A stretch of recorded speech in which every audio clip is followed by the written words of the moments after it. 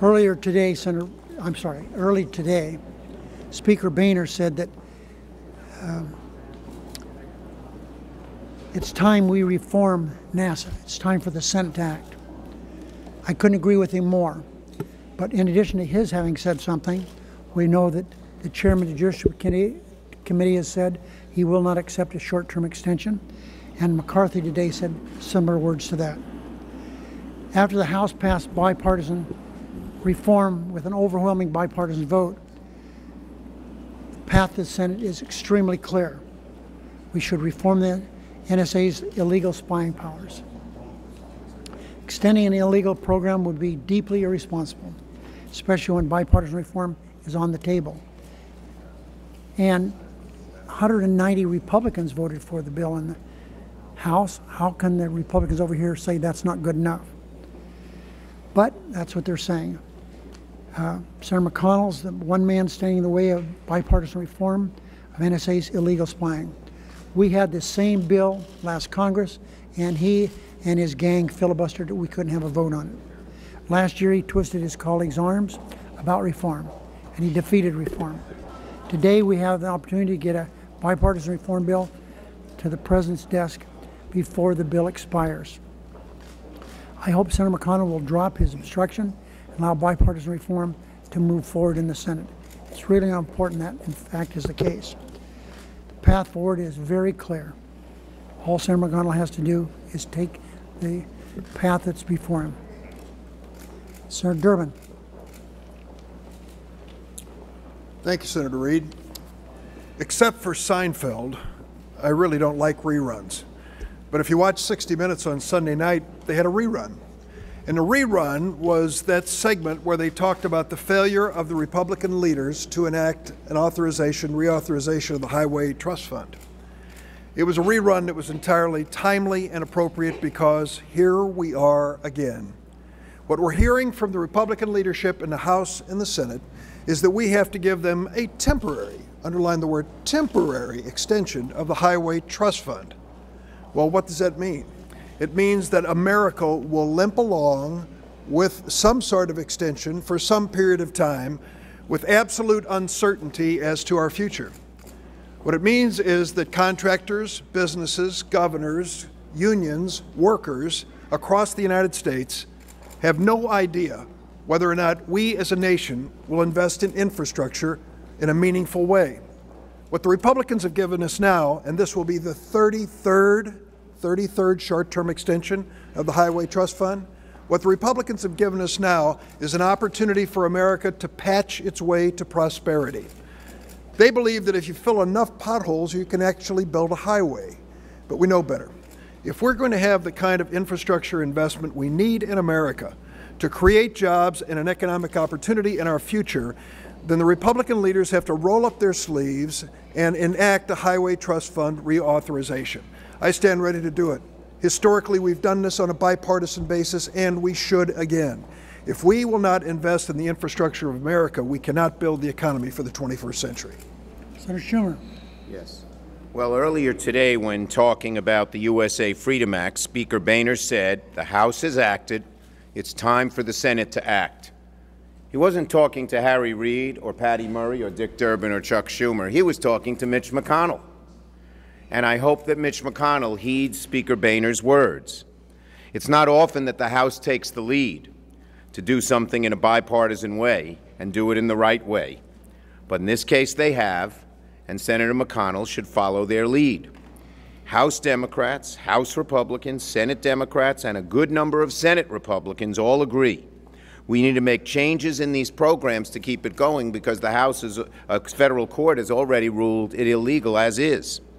Leader McConnell is alone on an island, staunchly holding on to a 5-year extension that has no chance of becoming law.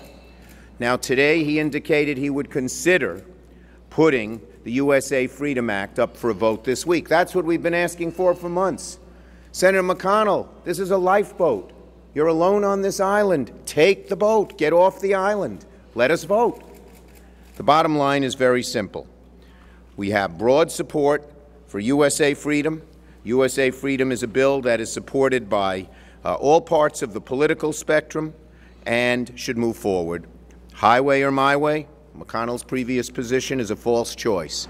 We hope he's changing, and if he does, we'll be able to move USA freedom this week. Senator Murray. Well, this should not be hard. Democrats and Republicans both have serious concerns with the Patriot Act. Democrats and Republicans believe we should be doing more to protect the privacy and civil liberties of American citizens.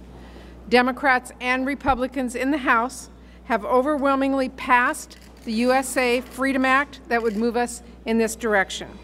And Democrats and Republicans in the Senate are ready to take that bill up and move it forward.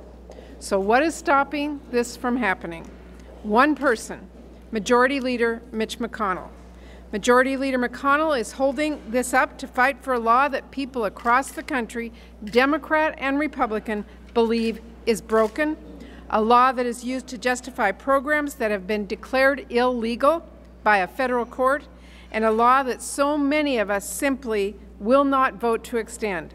So I join my colleagues and people across the country in calling on Majority Leader McConnell to allow the Senate to get on the bipartisan USA Freedom Act and not play politics with another extension of a broken law.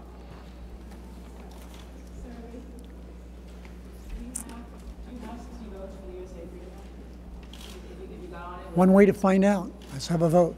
Do you think you have 60 votes? Well, we'll get the Democrats. Senator Reid, how should the Senate Democrats accuse you of dragging the feet on the trade legislation and not agreeing on amendments? How can you address that? Also, they suggested that you don't actually want to offer or discuss those amendments. How many do you want to discuss? How long should this go on?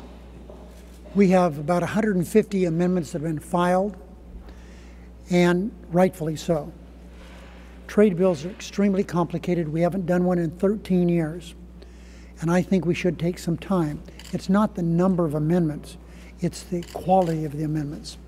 And when people pick and choose which amendments can be offered, that's not the way things should be.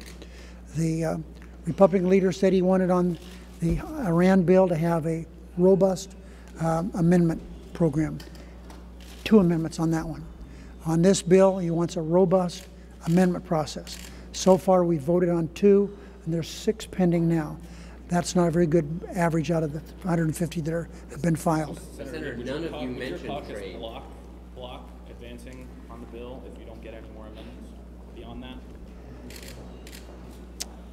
Senator McConnell has indicated he's going to file cloture today, which means there'll be a cloture vote on Thursday. That will determine what's going to happen the rest of the week. Will you then, if they get cloture, will you force the Senate to go into the weekend before the final vote? It's not a question of me forcing anything. I've got 45 other senators I deal with, and we'll see how they feel about it. Senator Lee, will you urge your colleagues to oppose cloture on Thursday if there aren't more amendments, if you don't get more than just a couple of amendments today? We had a caucus today, and there was a good a robust discussion there. So a decision will be made at a later time. Pardon me? What they conclude from that discussion on that topic? We'll have to see when the vote takes place on Thursday. Senator Reid. Yes.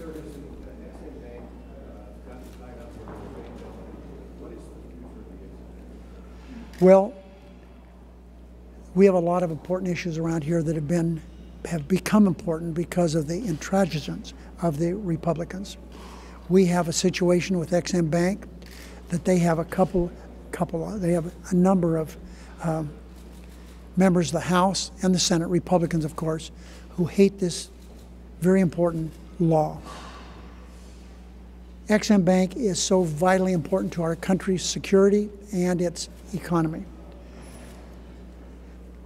We have China, for example, that's now set up a comparable entity, and companies from all over the world are coming to them rather than what they have done traditionally come to us. What the Republicans have done on Ex-Im Bank is really, really unfortunate and really bad for our country. Again, it's the Republicans. This is a business-oriented law, and I can't imagine why we don't have the business community more up in arms. They come to me, they come to us and tell us how important it is, but I hear literally zero saying anything publicly. So that's why I'm glad that a number of senators, led by Maria Cantwell, said we want some action on Ex-Im Bank. I agree with her.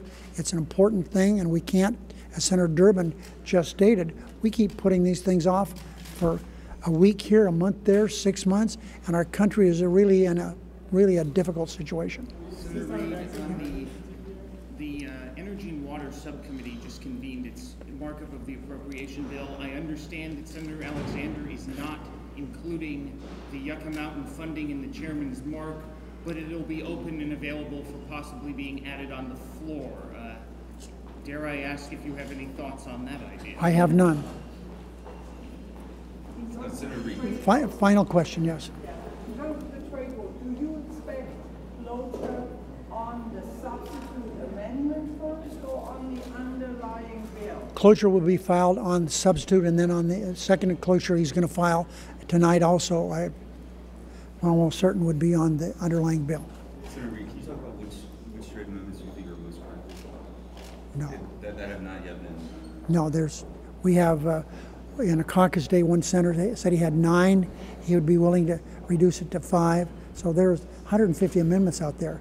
And the senators that filed them, if someone would work with them, I'm sure they could agree on getting rid of some of their amendments. But just cutting off debate, filing cloture basically on the first day of debate is really unfair. Thanks.